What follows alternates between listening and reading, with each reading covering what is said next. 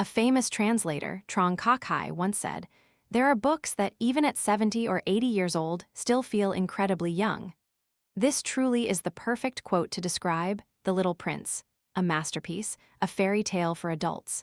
This book deeply moved and profoundly influenced me.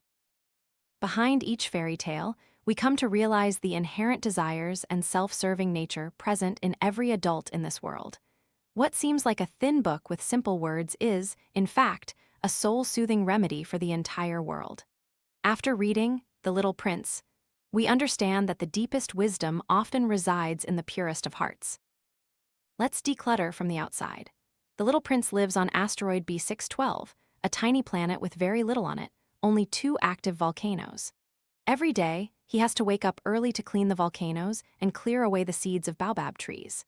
These seeds inadvertently arrive with the winds, and they are incredibly dangerous because they possess a terrifying power to grow monstrously. If not cleared in time, his tiny planet would soon be devastated by the furiously sprouting baobabs. Although baobab trees could bring life to his empty planet, attract migratory birds, or provide shade from the scorching sun, he always diligently cleared them. In reality, our lives also have many such baobabs. Clothes we wear only once or twice, yet they gradually fill our wardrobes. Books we haven't touched, yet they pile up on dusty shelves. Discounted items bought on impulse that we rarely use, sometimes just accumulating in some forgotten corner. In psychology, there's an effect called the Diderot effect.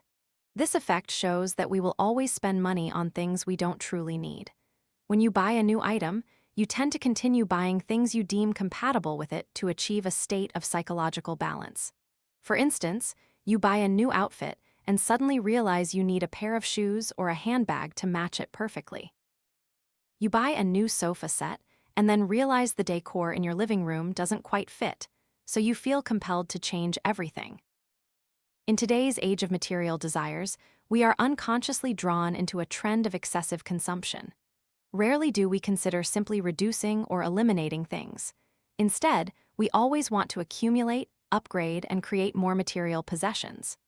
The author of Goodbye, Things, Akira Mayumi, once said that owning something means we have to expend our energy on it, yet we are rarely conscious of this fact. Whether life is wonderful or not doesn't depend on how many things you have, but how much time you have to make yourself happy. If our human hearts are continually obscured by material desires, if we endlessly chase after them, we will perhaps unconsciously miss out on the happiness in our current lives, and it may even leave us feeling tired, depleted, and more miserable. To find the true essence of life, we must shed from the outside and regularly clear the baobabs in our own lives.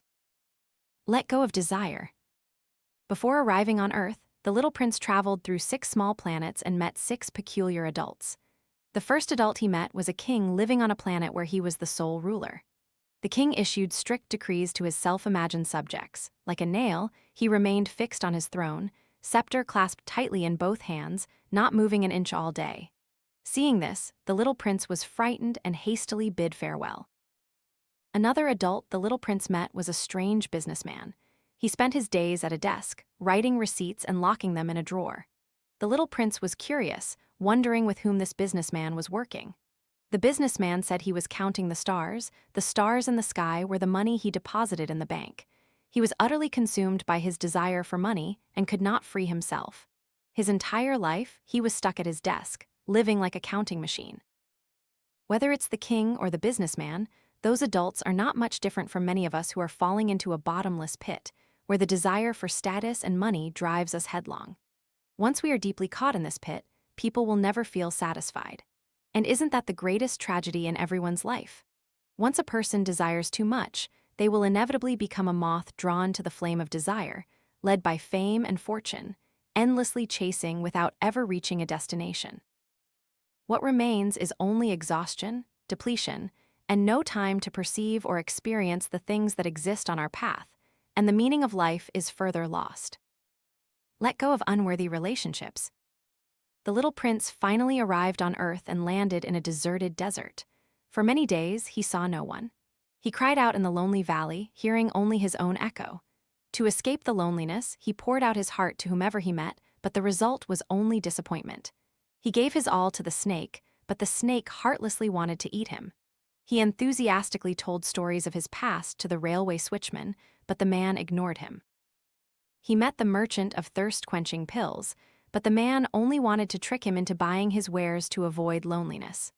The little prince tried his best to connect with everyone on Earth, but those distant, indifferent people only sought to benefit themselves. It wasn't until he met the fox.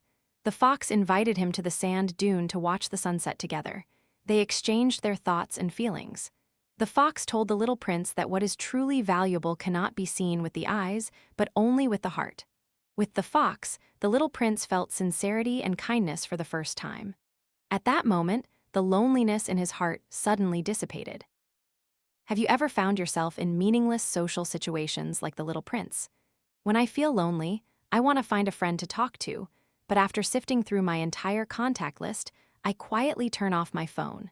In times of trouble, old friends with whom I once ate and played now instantly turn into strangers. As years pass, we discover that those who can truly be our friends are very few.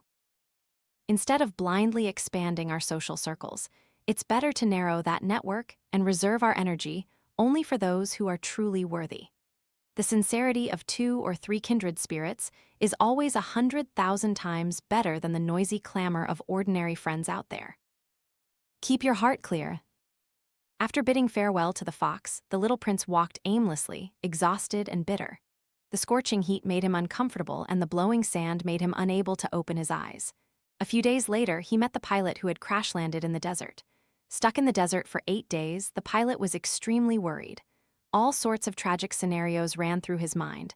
What if the engine couldn't be fixed? Who would complete the mission? Flights were delayed. Would there be enough water until tomorrow? Life still held so many regrets, and as the water ran out, the pilot completely collapsed and developed a high fever. Meanwhile, the little prince was completely the opposite. He wasn't worried at all. He went in search of water, looking up at the starry sky as he walked, and chatting with the pilot about his wonderful journeys. And so, in their comfortable conversation, he discovered the well, and together, he and the pilot escaped danger. In life, each of us is attacked by 2 arrows. The first arrow is shot at us from the outside world, the difficulties and failures we often encounter. The second arrow, however, is the arrow we shoot at ourselves, the negative emotions we create. This arrow is always ready to pierce you when your heart is tangled and disturbed by negative thoughts. The psychologist Arthur once said, "No one lives in an objective world. There is never a complex situation in life, only a complex mind." It's easy to go from simple to complex, but it's always difficult to shed complexity and return to simplicity. That process requires self-control and vigilance within you, but only when you make up your mind to let go of material desires and superfluous thoughts can you uncover your true self. May we all shake off the chaos, live simply, dispel the fog of materialism, desire, or indifference, and embrace the little prince within ourselves.